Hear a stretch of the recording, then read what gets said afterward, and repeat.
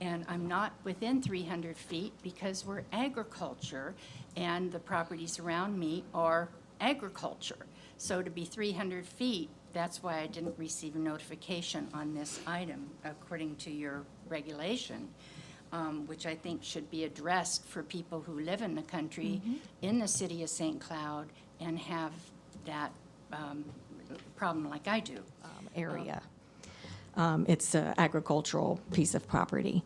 A couple of things that I want to make sure that, you know, are addressed with this is the entrance to this property is, it all comes out onto Nova Road. So the current development comes out, has one way out of that development onto Nova Road, which then you have to go to Nova Road to 192.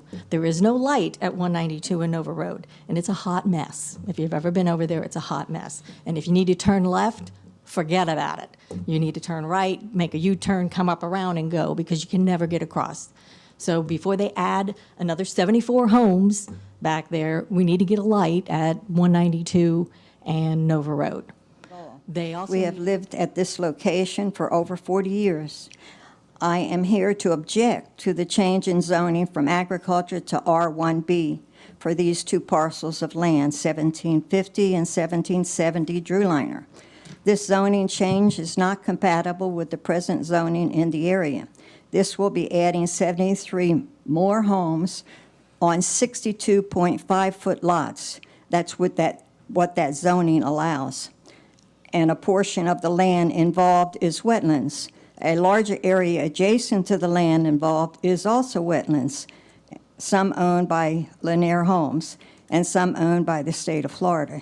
This same wetlands continues northeast on the property and then southeast. As mentioned in the Austin Environmental Consultant's evaluation of the site, any development-related impacts to on-site wetlands and other surface waters will require prior permit authorization from the state regulatory agency, which is the Florida Department of Environmental Protection and the South Florida Water Management District. St. Cloud, Florida. I just want to speak on behalf of the residents there, and this sort of subdivision, in my opinion, this is synonymous with the same sort of issues that we've been causing in St. Cloud over the last several years. And when I say that, I mean that a lot of the subdivisions are poorly planned. They're put in very quickly, and it's so people can get in, make some money, and get out. And I don't really see the benefit that it brings to the entire community. When you talk about benefit to the entire community, you need to talk about amenities. What are the people that are going to live in these homes? What do they have in that area as far as, you know, do they have shops they can go to? Do they have a place where they can go take their kids to Taekwondo or something like that? And I feel that, you know, we cannot allow these types of housing, low-density residential housing to just occur without some proper planning about the surrounding area. The 18 acres, very nice guy. But I want to bring some things to my attention. I never got a letter. The only way I knew that this was happening was because that lady came to our house to tell us about what is happening to be in this meeting. So I heard the gentleman over here saying the letter's going out. My lot is right next to it, and I never got a letter.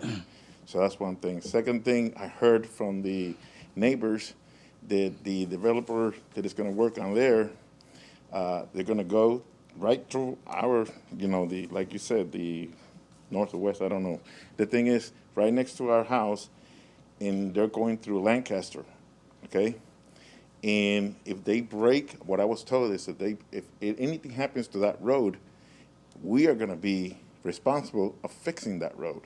And I want to know if that is a true statement or not. Not to beat a dead horse over the head, because everybody has really all said the same thing. I've been in St. Cloud probably close to 20 years, and I love it. I mean, it's home, and I've seen it change. And as far as like new developments, new housing, new people coming, I'm so glad the city is growing. Just the problem is we're not growing with the city.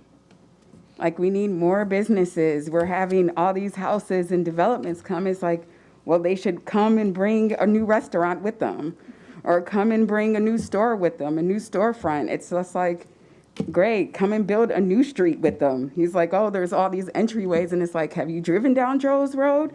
That's not really an access point that you want to just kind of fly down through. I live on Jones, and I see all these people. I don't know what the speed limit is. It goes from 30 to like 75 down there, and it's pitch black. So before we build and add and do all this and approve, let's add some streetlights. Because you cannot see, there's been, I don't know, 5 accidents since I've been there in the last couple months. It's like we're not there. We need to fix home first before we add any more. Like, please talk to these developers. Say, just like the young lady said, what else can you do for us? What are we adding a swimming pool? Are we adding something for the citizens who live here already? We need more. There's 3 restaurants here. We need more.